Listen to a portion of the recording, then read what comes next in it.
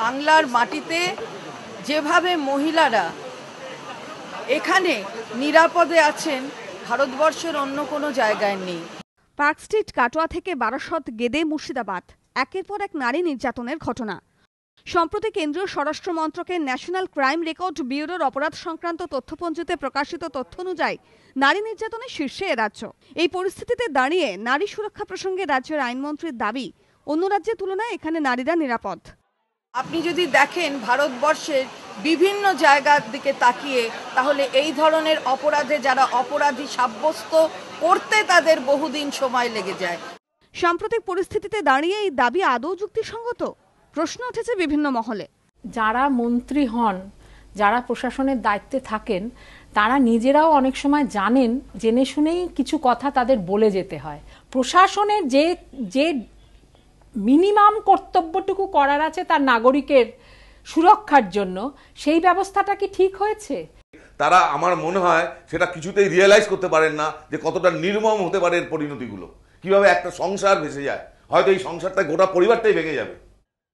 নারী নির্যাতনের শীর্ষে পশ্চিমবঙ্গ, এটা গৌরবের বিষয় নয়, এটা লজ্জার। ভাবলে দুঃখ হয়। প্রতিক্রিয়া লোকসভার প্রাক্তন অধ্যক্ষ সোমনাথ চট্টোপাধ্যায়। কে খুশি হতে পারে? তবে নিশ্চয়ই যখন পশ্চিমবাংলাকে এই সম্বন্ধে বলা হচ্ছে শীর্ষে আছে, ভীষণ খারাপ লেগেছে।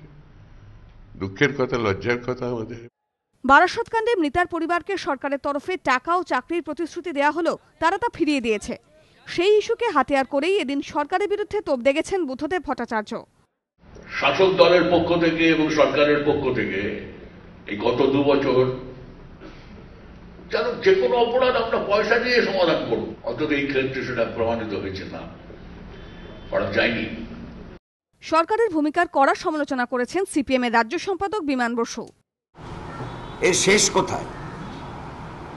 এর শেষ করতে হলে পরেতে স্বীকার করতে হবে, সরকার যেমন স্টেটমেন্ট করছে না, যথোচিত শাস্তির ব্যবস্থাও করছে না। অন্যদিকে এদিন সল্টলেকের বৈশাখী আইল্যান্ডের কাছে নারী নির্যাতনের প্রতিবাদে সোচ্চার হন স্থানীয় মহিলারা। আমি তীব্র প্রতিবাদ জানাচ্ছি, যেন দোষীরা শাস্তি পাক। তবে রাজনৈতিক চাপানুতোর আন্দোলনের মাঝে একটা প্রশ্ন উঠছেই, নিরাপত্তা সুনিশ্চিত হবে তো? অর্ণব মুখোপাধ্যায়, হিন্দোল দে ও জয়ন্ত পালের রিপোর্ট, এবিপি আনন্দ।